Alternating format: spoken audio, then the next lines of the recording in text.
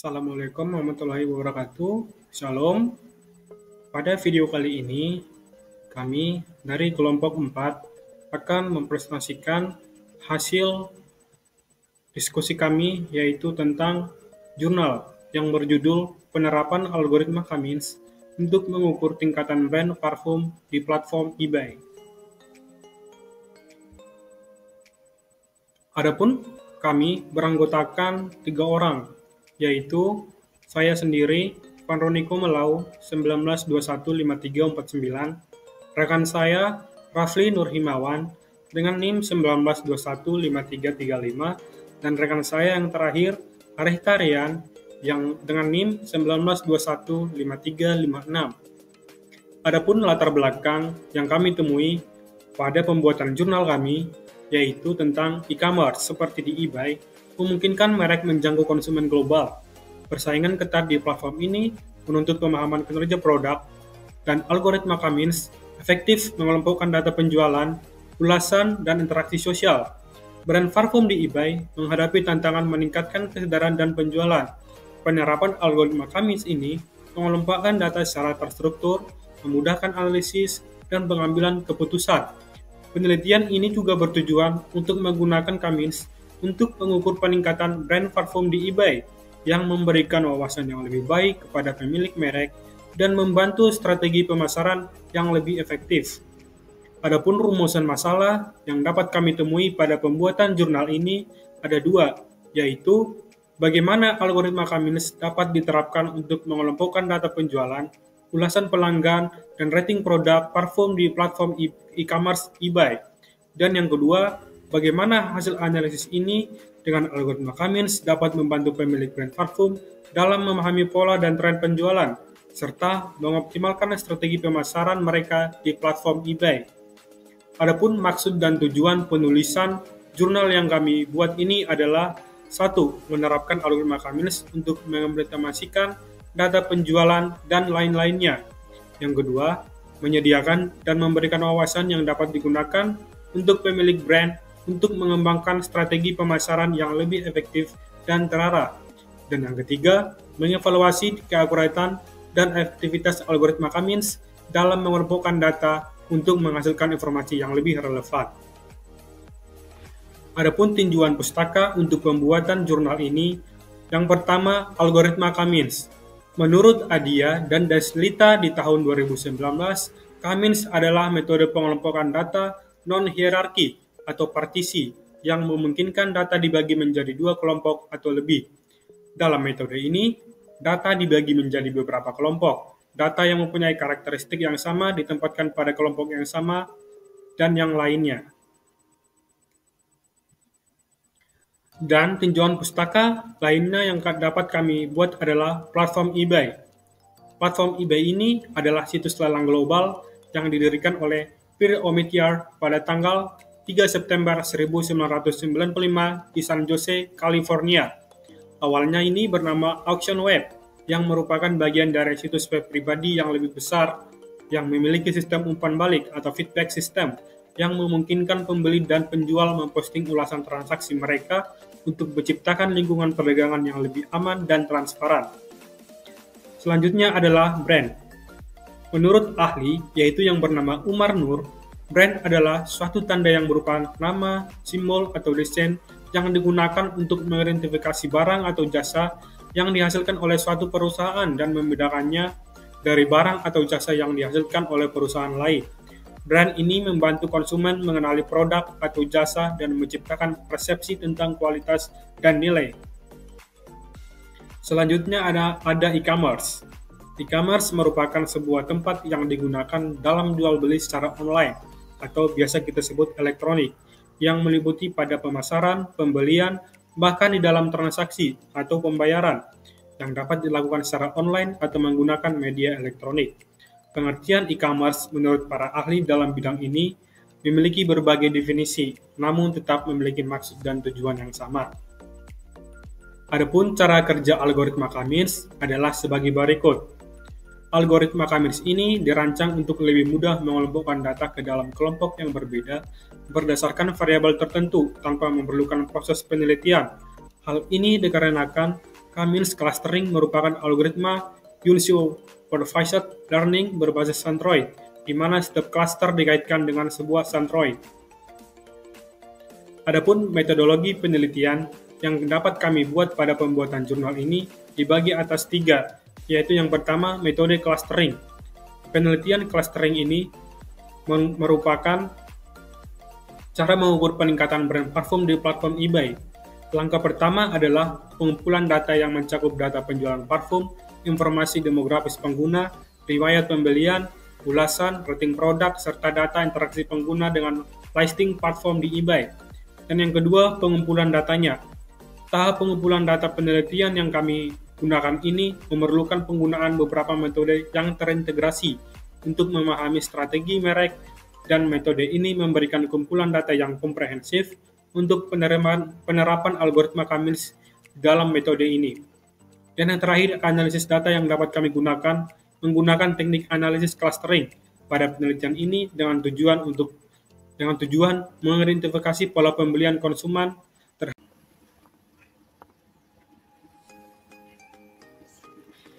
Baik, terima kasih untuk Van Roniko yang sudah menjelaskan pengertian metode clustering dan eBay. Baik, di sini saya Muhammad Rafli Nur Himawan dengan nomor induk mahasiswa 19215335 akan menjelaskan bagaimana cara pengolahan data dengan metode clustering dan menggunakan rumus Euclidean distance. Yang pertama, itu pilih secara acak buah data sebagai pusat klaster. Dan yang kedua, jarak antara data dan pusat klaster dihitung menggunakan Euclidean distance. Jika teman-teman belum tahu apa itu Euclidean distance, jadi Euclidean distance itu adalah metode sebuah rumus yang menghitung jarak semua data ke setiap titik pusat klaster yang sifatnya dekat gitu.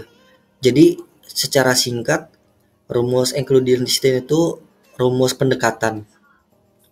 Nah, untuk rumusnya itu adalah D dalam kurung I sama J. Akar kuadrat X1 I dikurang X1J pangkat 2 ditambah X2I dikurang X2J pangkat 2 ditambah XKI dikurang XKJ pangkat 2. Nah, di mana DIJ ini adalah jarak data ke I dan pusat ke J. Lalu XKI data ke I pada atribut pada K, pada data ke K. XKI titik pusat J pada atribut ke K. Lalu yang ketiga, data ditempatkan dalam klaster yang terdekat, dihitung dari tengah klaster. Lalu yang keempat, pusat klaster baru akan ditentukan bila semua data telah ditetapkan dalam klaster terdekat. Dan yang terakhir, proses penentuan pusat klaster dan penempatan data dalam klaster diulangi sampai nilai centroid tidak berubah. Jadi untuk menentukan sebuah klaster dalam algoritma K-means ini, pengolahan datanya kita menentukan dulu nih klasternya udah sesuai atau belum pengelompokannya, sehingga hingga centroidnya ini tidak akan berubah lagi. Kadang kan kalau udah kita rumuskan, nilai dari hasil cluster ini akan berubah-ubah. Nah, yang bakal kita cari itu adalah rumusnya, yaitu hingga si nilai centroid ini tidak akan berubah sama sekali. Bagaimana sih cara mengolah data algoritma K-means dengan metode clustering? Baik, di sini saya akan lanjut mendemokan bagaimana sih cara mengolah data dengan metode clustering, dan rumusnya itu Euclidean distance. Di sini saya akan menggunakan aplikasi Excel. Nah, aplikasi yang saya gunakan ketika saya mengolah data itu ada dua. Yang pertama itu RapidMiner, dan yang kedua itu Excel. Lanjut kita ke pengolahan data Excel terlebih dahulu. Nah, oke, baik, kita sudah masuk ke halaman Excel. Nah, ini data dari Excel dan saya itu ngambil data ini dari eBay. Data dari eBay itu masih berupa mentahan. Dan di sini saya sudah bersihkan data-data yang sifatnya kurang bersih atau acak-acakan. Nah, yang akan saya ambil dari data yang sudah saya ambil dari eBay itu yang pertama ada data brand, data tipe, terus price, available, sold, sama item location. Jadi data title, data price with currency, terus data available text, sama last update itu akan saya hapus. Gunanya apa? Gunanya supaya ketika kita melakukan sebuah pengolahan data itu akan mudah untuk menentukan hasilnya. Nah, data yang saya akan olah adalah yang pertama itu menentukan sebuah peringkat brand. Jadi brand mana sih, brand parfum mana yang lagi menarik gitu, peringkatnya paling menarik. Nah, untuk pembuatan clustering ini saya membuat menjadi tiga cluster. Ada cluster pertama, cluster kedua, sama cluster ketiga. Jadi artinya cluster itu adalah pengelompokan data. Nanti yang akan dikelompokkan itu brand sama data lokasi. Itu akan saya kelompokkan. Oke, kita lanjut ke halaman yang akan data yang akan kita olah. Nah, seperti saya sebutkan tadi, yang pertama ada brand, tipe parfum, frekuensi, sold, sama initial. Kalau misalkan teman-teman masih bingung, kenapa kok tipe parfumnya itu jadi beda, jadi berupa angka. Lalu di sini ada tambahan frekuensi, sold, sama initial. Nah, gunanya initial ini dia menentukan sebuah objek, menentukan sebuah kode dari brand. Jadi kalau misalkan datanya itu muncul angka 14, berarti kita cari dulu nih, angka 14 itu brand apa. Nah, kita cek gitu, misalkan Paco Rabanne. Nah, itu menentukan, jadi initial ini tuh benar-benar sangat penting untuk menentukan sebuah kode suatu brand. Terus untuk frekuensi itu dapat dari mana nilainya? Untuk frekuensi ini dia dapat nilainya dari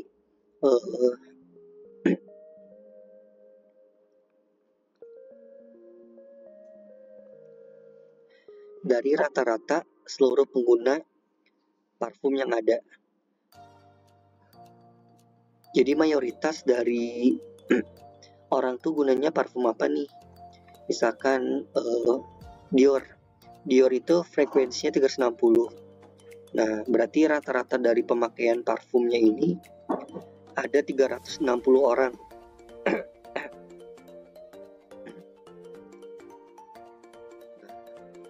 Lanjut kita ke halaman data parfum. Baik, kita masih ke halaman Excel ya, teman-teman. Nah, dari jumlah data yang ada di sini, untuk data parfumnya itu ada sekitar 1000-an untuk mentahnya ya. Lalu saya bersihkan menjadi 871 data yang udah saya bersihkan. Nah, untuk dimasukkan ke dalam rumus, saya nggak perlu masukin semuanya untuk datanya. Kita hanya perlu mengambil 10-15 sampel aja. 10-15 data. Nah, berikut data yang sudah saya ambil. Itu ada 15. Yang pertama Elgonso, ada Hardy, Calvin Klein, Chanel, David Beckham, Grainger, Vince Camuto, Rayane, Tradition, Valentino, Old Spice, dan lainnya.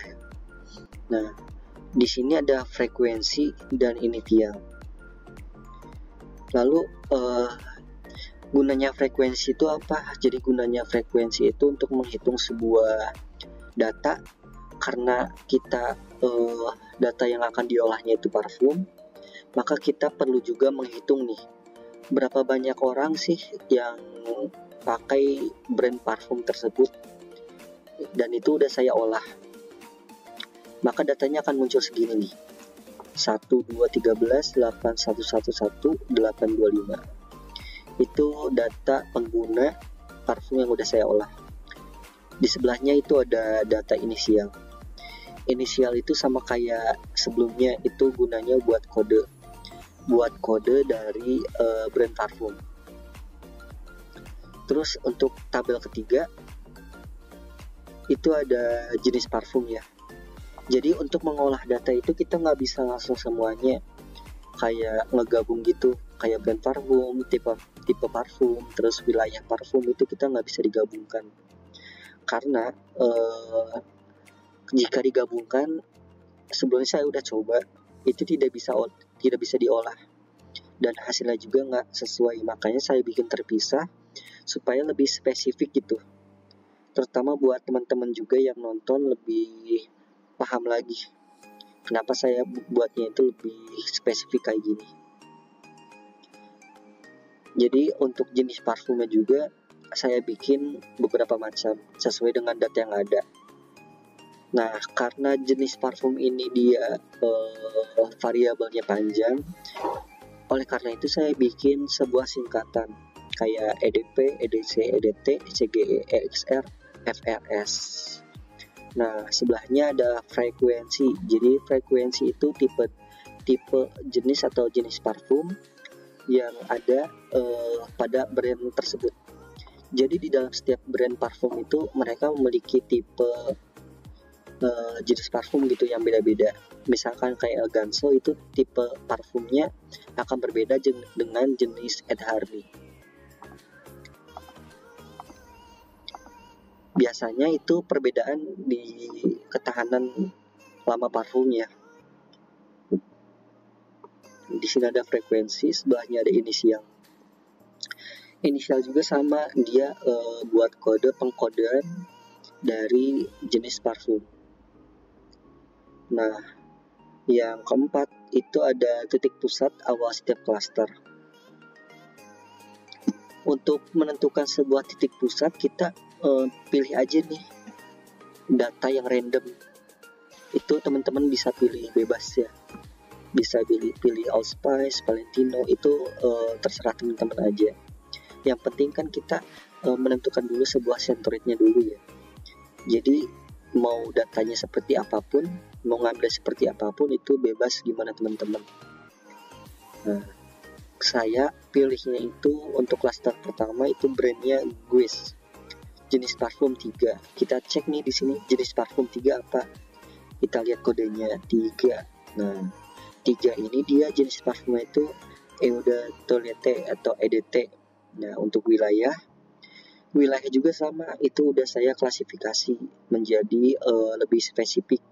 Gunanya supaya bisa diolah datanya. Nah, makanya si wilayah tersebut saya ubah menjadi sebuah inisial atau pengkodean dari nama wilayah. Frekuensi udah saya taruh, rata-rata pembelian yang ada di data tersebut. Terus sales itu masuknya penjualan ya. Di sini nggak ada, tapi di data sebelumnya itu ada sales. Nah, atau penjualan. Ini yang saya ambil dari sini. Gunanya buat menentukan lebih spesifik gitu, brand mana yang penjualannya lebih tinggi, terus lebih laris.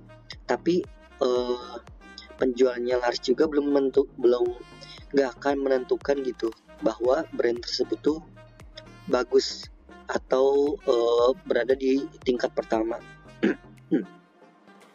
Baik, lanjut aja, kita langsung ke perhitungan ya teman-teman.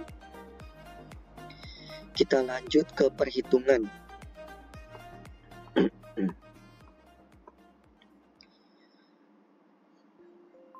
Nah, yang akan saya hitung pertama itu adalah Eh,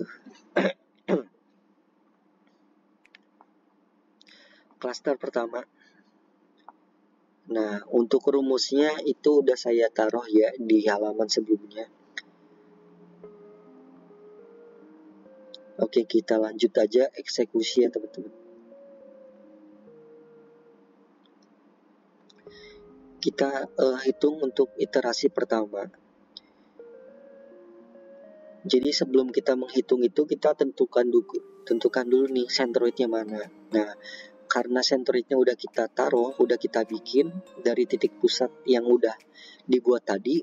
Nah, titik pusat ini dibuatnya dengan angka yang random ya. Itu terserah teman-teman, gimana teman-teman. Yang penting datanya sesuai sama yang ada di tabel. Nah, ini namanya sentroid. Nanti ini akan dimasukkan ke dalam rumus. Oke, yang akan saya masukkan ke dalam rumus itu nanti dihitungnya berdasarkan brand parfum, jenis parfum, wilayah parfum, dan sales. Untuk tabel berikutnya ada C1, C2, dan C3. Maksud dari C1, C2, C3 itu apa sih? Jadi C1, C2, C3 itu klaster 1, klaster 2, klaster 3. Karena saya menentukan data tersebut menjadi sebuah 3 klaster, makanya saya memasukkan data 3 klaster tersebut ke dalam tabel. Nah, di sebelahnya ada jarak terdekat. Maksud dari jarak terdekat itu karena kita menggunakan rumus Euclidean distance. Jadi di rumus Euclidean distance itu kita menggunakan singkatnya menggunakan rumus sebuah pendekatan. Jadi kita ambil posisi klaster yang paling terkecil. Nah, jika data klaster tersebut yang paling terkecil, nanti itu akan menjadi sebuah klaster. Nah, sebuah klaster. Kalau misalkan teman-temannya nanya, bisa nggak ngambil data yang paling besar, itu bisa aja, bisa maximize atau minimize. Nah, karena saya menggunakan rumus Euclidean distance atau rumus jarak terdekat, itu saya ambilnya data paling kecil.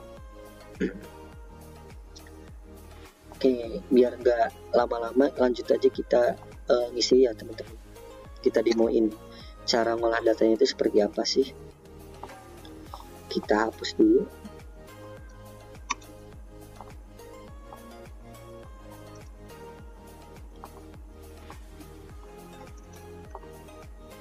Nah, untuk menentukan sebuah klaster, kita perlu yang namanya rumus. Nah, untuk rumusnya ini itu seperti apa sih? Oke, kita langsung demokan saja ya untuk rumusnya. Jadi untuk rumusnya itu kita masukkan terlebih dahulu sama dengan SQRT dalam kurung 3. Habis itu kita pilih data nih dari jenis parfum yang dulu. Jenis parfum dikurang jenis parfum. Tutup kurung, akar 2 ditambah buka kurung, terus itu wilayah. Setelah wilayah itu kurang wilayah lagi dari iterasi pertama, tutup kurung, pangkat 2, kita pangkatkan lagi. Nah, kita buka kurung lagi, kita klik sales, dikurang sales, tutup kurung, pangkat 2, kita tutup kurung 2 kali. Nah, ini adalah sebuah rumus untuk menentukan sebuah klaster ya teman-teman. Jadi rumusnya itu nggak terlalu susah. Jenis sentroid dari sentroid pertama dikurang iterasi pertama. Begitupun juga dengan klaster berikutnya. Nah, kita enter aja teman-teman. Maka hasilnya akan ketemu. Nah, jika teman-teman ngisinya manual satu-satu itu akan lama banget. Nah, makanya kita isi aja menggunakan, kita kunci nih. Kita kunci aja. kita kunci bagian dari si centroidnya. Jadi yang bakal dikunci itu bukan dari iterasi pertama, tapi dari centroid pertama. Kita kunci F4, F4, dan F4. Nah, kita enter dulu. Nah, ini kita udah kunci ya teman-teman, rumusnya udah kunci. Jadi walaupun teman-teman udah disalin ke bawah, itu akan mengikuti dengan hitungan yang ada. Oke, kita pilih aja ke bawah. Nah, dia otomatis akan terisi sebuah centroid, akan terisi sebuah klaster menjadi klaster 1. Nah, ini klaster 1 ya teman-teman. Begitupun juga dengan klaster 2. Klaster 2 pun sama rumusnya. Centroid pertama dikurang iterasi pertama akar 2. Oke, kita lanjut SQRT.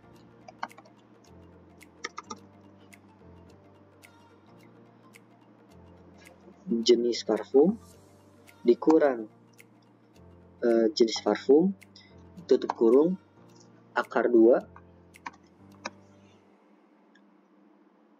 tambah buka kurung wilayah dikurang sama wilayah, tutup kurung akar 2, tambah buka kurung sales dikurang sales, tutup kurung akar 2. Kita tutup kurung 2 kali ya teman-teman. Langsung aja kita kunci biar kita nggak perlu repot lagi buat ngisinya. Nah, udah setelah itu kita enter. Nah, hasilnya maka akan ketemu nih teman-teman. Kita tarik aja ke bawah. Maka dari C2 nya ini akan terlihat ya teman-teman.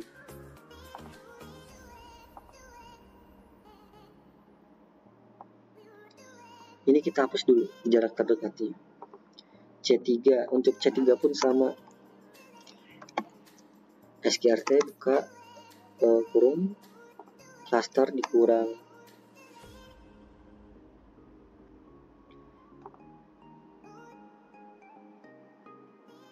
jenis parfum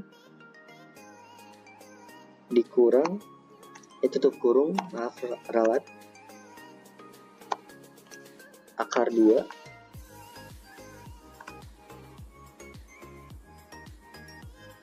ditambah wilayah dikurang wilayah, tutup kurung akar 2, buka kurung sales dikurang sales, tutup kurung akar 2. Kita tutup kurung. Lalu setelah itu kita kunci. Kita kunci dulu ya.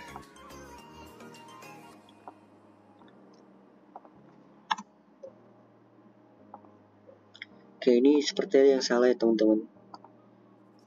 Kita cek terlebih dahulu. Nah, kesalahannya ini kita ganti tambah. Kita hitung. Nah, ternyata ada salah lagi teman-teman. Ternyata salahnya itu kita kurang 1.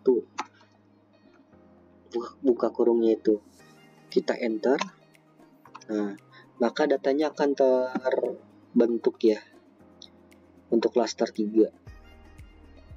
Kita tarik aja, maka akan nemu nih dari klaster.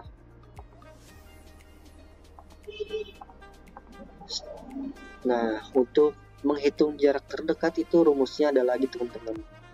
Gunanya jarak terdekat itu karena kita menggunakan rumus dari Euclidean distance, makanya kita harus menentukan dulu jarak terdekat dari sebuah cluster dan centroid. Rumusnya adalah sama dengan min buka kurung cluster 1 titik koma cluster 2 titik koma cluster 3 tutup kurung. Maka kita lihat hasilnya. Yes. Maka jarak terdekat itu akan langsung muncul ya teman-teman. Nah, kita tarik aja. Untuk menentukan sebuah klaster, makanya kita langsung aja isi. Jadi kita pilih nih mana data angka yang paling terkecil. Jarak terdekat kita samakan dengan klaster 2, berarti untuk klaster dari nomor 1 itu 2. 2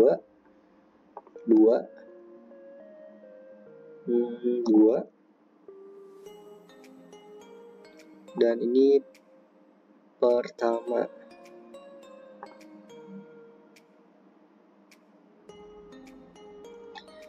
Nah, di dalam penghitungan rumus ini kita lakukan sampai benar-benar antara klaster dan klaster ini tuh sama semuanya. Nah, ini kan kita buatnya baru centroid pertama ya. Kita buat centroid baru. Gimana sih caranya buat centroid baru itu? Untuk membuat centroid baru itu ada rumusnya teman-teman. Nah, untuk membuat centroid baru itu ada rumusnya. Jadi untuk penghitungan rumus dari centroid yang baru, kita buat dari klaster.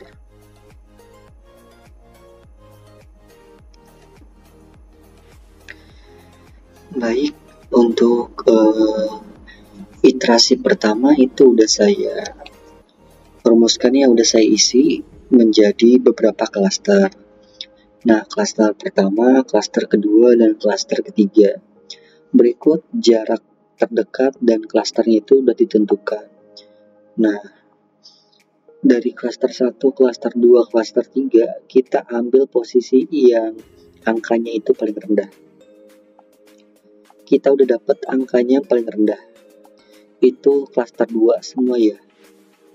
Klaster 2 teman-teman. Nah, karena kita akan menentukan sebuah centroid, makanya kita akan bikin terlebih dahulu dari centroid yang baru. Nah, caranya gimana? Cara buat centroid yang baru itu rumusnya adalah sum. Rumusnya itu adalah sum. Terus kita pilih tabel jenis parfum.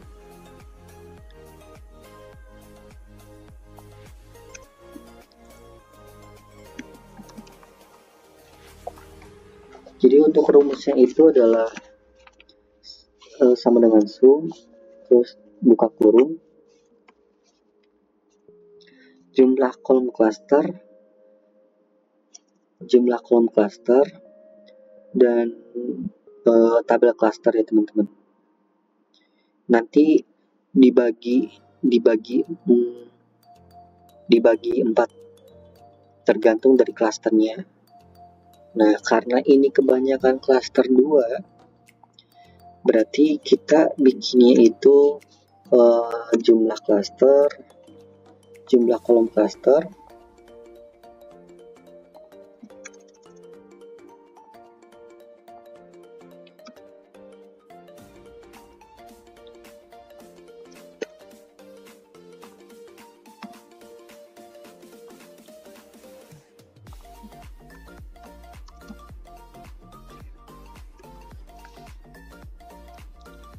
dari jumlah kolom cluster, terus tutup kurung, dibagi tergantung nih cluster 2-nya itu ada berapa. Karena ini kebanyakan cluster 2, makanya kita isi bagi 5.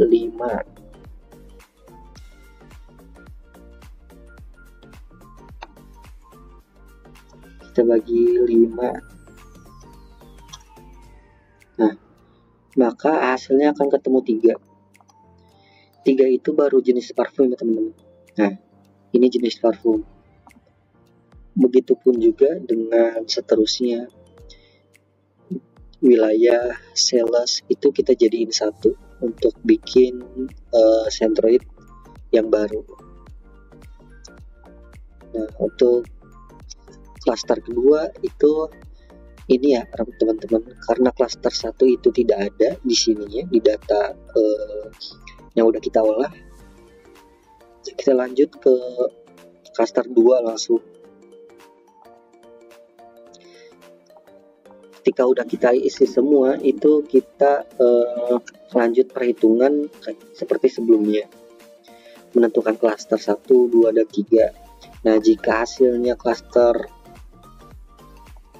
dari iterasi kedua ini tidak ditemukan, tidak sama, itu kita cari lagi, bikin centroid ketiga buat centroid baru. Nah, setelah saya masukkan rumus dan masukkan data, saya akhirnya menemukan bahwa data yang sudah saya olah itu menemukan sebuah titik, di mana titik ini merupakan sebuah tumpuan yang bisa sama dengan iterasi sebelumnya.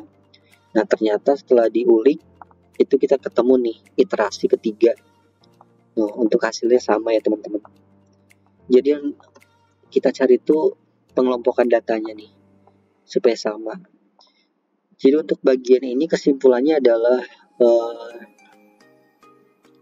setelah pengolahan data dari berbagai rumus dari data-data yang sudah dimasukkan, itu ternyata ketemu di iterasi ketiga untuk centroid ketiga. Nah, ini kita ketemu nih data pertama, iterasi ketiga. Lanjut kita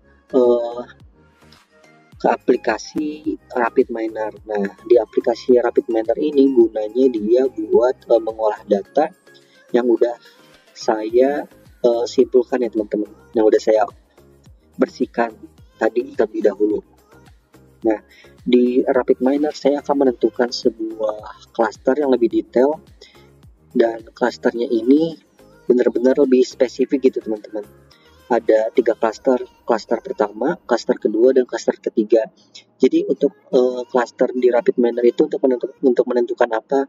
Untuk menentukan brand, nama parfum, untuk menentukan brand, wilayah, dan ranking dari rata-rata dari si brand parfum tersebut. Nah, kita langsung aja masuk ya teman-teman ke RapidMiner. Nah, untuk RapidMiner ini kita masukkan terlebih dahulu data Red Excel. Nah, Red Excel. Jadi gunanya Red Excel itu untuk memasukkan data yang udah kita bersihkan sebelumnya. Jadi kalau misalkan data yang teman-teman belum bersih, itu pastikan bersih terlebih dahulu. Nah, kita lihat dulu ya teman-teman. Data yang bersih itu data seperti apa sih? Kita lihat dulu.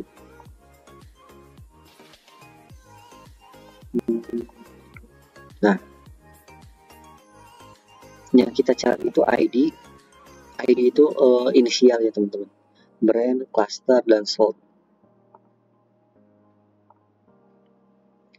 Setelah read Excel ada replace missing value. Gunanya apa? Itu gunanya karena data saya itu ada beberapa data yang sifatnya numerik atau nggak sesuai dengan, nggak bisa diolah datanya, makanya saya masukkan fungsi dari replace missing value.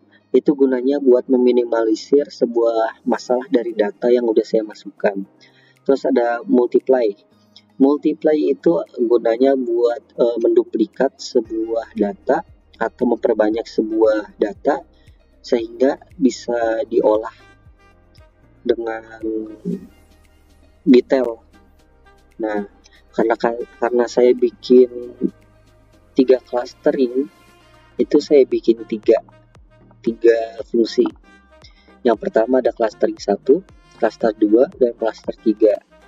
Kalau misalkan teman-temannya bingung ini namanya menu apa sih teman? Menu apa ya? Ini kita ketik aja di operator. Kita ketik cluster. Maka di sini akan muncul Kamins. Nah, Kamins itu algoritma ya teman-teman. Kita masukin Kamins. Nah, sama kan? Jadi teman-teman bisa ketik Kamins atau enggak cluster, itu tergantung kalian juga. Kalau di sini saya bisa ngetiknya cluster, itu yang muncul Kamins karena kita pakai algoritma Kamins, munculnya Kamins. Nah, setelah cluster itu kita masukin fungsi performance. Performance itu kita pakai performance cluster distance performance. Sama halnya kayak rumus di Excel tadi. Rumusnya itu masih berkaitan dengan sebuah pendekatan. Nah, gunanya pendekatan itu untuk bertujuan untuk mengelompokkan data biar lebih stabil juga kalau di situ tuh teman-teman. Nah, kita sebelumnya kan udah dicek dulu ya teman-teman dari performance dari cluster 1, cluster 2, cluster 3. Ternyata setelah datanya diolah kita dapatkan data yang terbaik itu adalah dari cluster 3. Cluster 3 performance-nya. Nah, langsung aja kita running.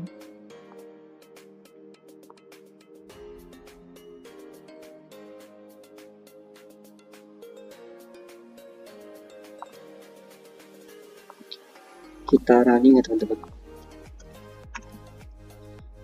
Karena tadi clusternya ada 5, kita ubah dulu nih teman-teman di K-nya. Nah, K itu artinya cluster. Nah, karena ini clusternya masih 4, karena kan untuk cluster 0 ini dia masih bisa dihitung ya teman-teman. Kita bikin aja jadi 3. Nah, ini kita udah nemu nih teman-teman data clusternya. Untuk cluster 1 itu 987 item. Dan cluster 2 2 item, cluster 3 11 item. Nah, ini data yang kita olah. Kita lihat performance dari 3 dari cluster 3-nya itu didapatkan Davis Golden 0,420. Terus kita lihat yang cluster 2 0,450. Masih di atasnya cluster 3. Nah, kita lihat yang pertama itu 47566. Nah, didapatkan karena kita menggunakan rumus seperti sebelumnya, sebuah pendekatan, maka kita ambil angka yang paling kecil ya teman-teman. Nah, ini angka yang paling kecil. Davis Golden 0420. Nah, kita dapat simpulkan ternyata untuk sebuah data yang udah kita olah itu kita dapatkan data rata-rata yang paling bagus adalah di cluster 3. Nah, tapi kita juga untuk memastikan bahwa cluster 3 itu adalah cluster yang terbaik brand parfumnya, maka kita visualisasikan terlebih dahulu nih.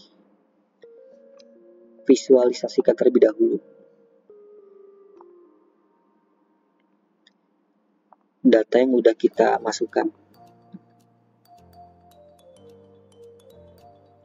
Nah, kita dapat lihat teman-teman nih, ada cluster pertama, cluster kedua, dan cluster ketiga.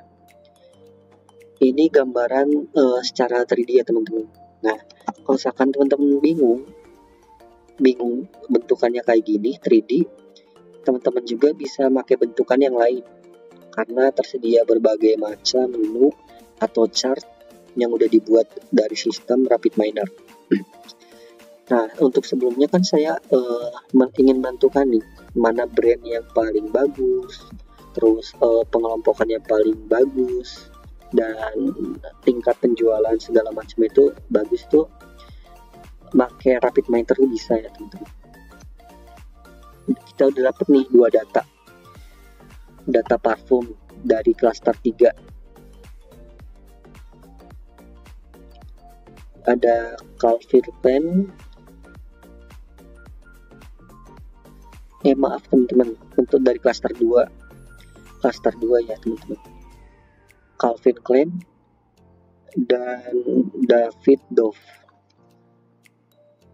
Jadi mohon maaf ralat sebelumnya, ternyata untuk data yang terbaik itu cluster 2 ya teman-teman. Ternyata untuk data cluster 2 ini merupakan data yang terbaik sesuai dengan rumus yang ada di Excel tadi ya teman-teman. Jadi antara rumus Excel dan rapid miner ini benar-benar sesuai teman-teman, nggak melenceng.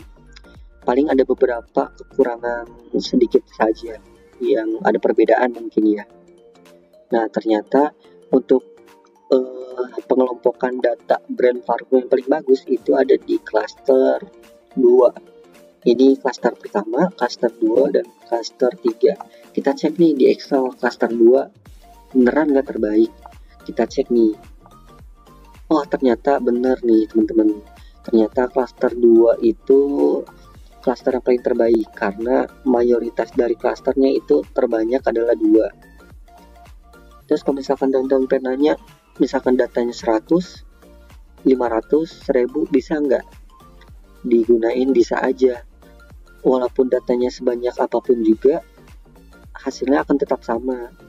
Karena kan kita pakai rumus Euclidean distance, rumus pendekatan, mana data yang paling dekat itu nanti akan berkepanjangan gitu teman-teman datanya, jadi akan sama.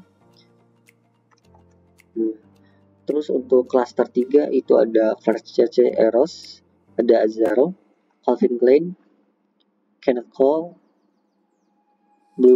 Burberry, sama David Dove. Nah, kalau misalkan teman-teman pengen nanya kok ada David Dove lagi sih, ada Calvin Klein lagi kan, sedangkan di cluster 2 kan udah ada. Nah, itu pertanyaan yang bagus teman-teman. Nah, jadi untuk brand parfum ini ngaruh juga ya teman-teman ke wilayah. Misalkan nih wilayah tertingginya, misalkan di cluster 2 ini si Calvin Klein itu dia ada beberapa penjualan ke beberapa daerah. Nah beberapa daerah tersebut benar-benar akumulasinya bagus, sehingga dari data tersebut Calvin Klein juga dia bisa naik ke cluster 3, bahkan bisa naik juga ke cluster 1. Nah ini kita udah nemu nih hasil dari Calvin Klein atau cluster kedua. Nah, selanjutnya apa? Kita pilih ID. ID itu kita pilih data yang paling tinggi teman-teman. Nah, karena kan kalau bentukan yang tadi itu dia sama rata ya teman-teman. Kalau kita pakai ID itu kelihatan mana yang paling tertinggi. Jadi nggak dibentuk secara kelompok, tapi dibikin secara ranking. Nah, yang untuk ranking itu dia ternyata datanya adalah tetap cluster 2, tapi untuk nama brandnya itu 643. Kita cek dulu nih teman-teman di brand 643 itu apa. 643. Nah, ternyata untuk ranking pertama dari sebuah brand parfum yang ada di eBay itu yang terbaik adalah David Dove yang pertama, dan yang kedua itu Calvin Klein. Sisanya itu merupakan sebuah cluster, pengelompokan datanya sesuai dengan agregat masing-masing.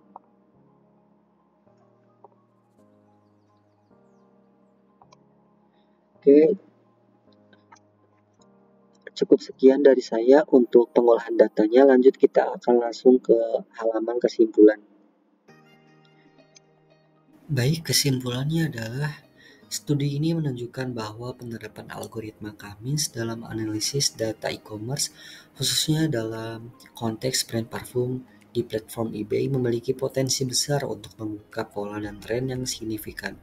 Melalui pengelompokan data berdasarkan volume penjualan, rating produk, dan ulasan pelanggan, algoritma ini dapat membantu pemilik brand untuk memahami lebih dalam faktor-faktor yang mempengaruhi popularitas produk mereka di pasar online, terutama eBay.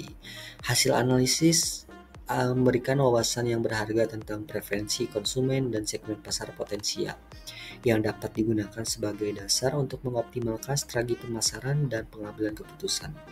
Dan baik di sini saya akan menambahkan kesimpulan dari catatan tersebut. Yang pertama, kesimpulannya adalah bahwa data yang saya olah itu saya temukan di iterasi ketiga. Di iterasi ketiga ya teman-teman, untuk menemukan sebuah data pengelompokan yang sama. Dan yang kedua itu saya menemukan eh, bahwa brand parfum yang paling laris, yang paling bagus dan signifikan secara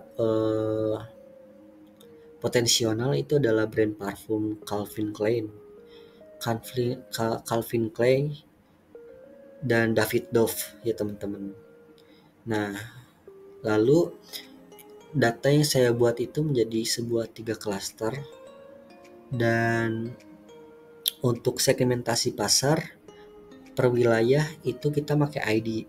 Nah, ID yang paling banyak itu adalah ID 2, data 2, atau lebih ke bahwa si brand parfum dari David Dove dan Calvin Klein ini merupakan parfum yang paling terlaris di seluruh wilayah yang ada di daerah US atau Amerika Serikat ya teman-teman. Cukup sekian dari kelompok 4, mohon maaf kalau ada kesalahan. Wassalamualaikum warahmatullahi wabarakatuh.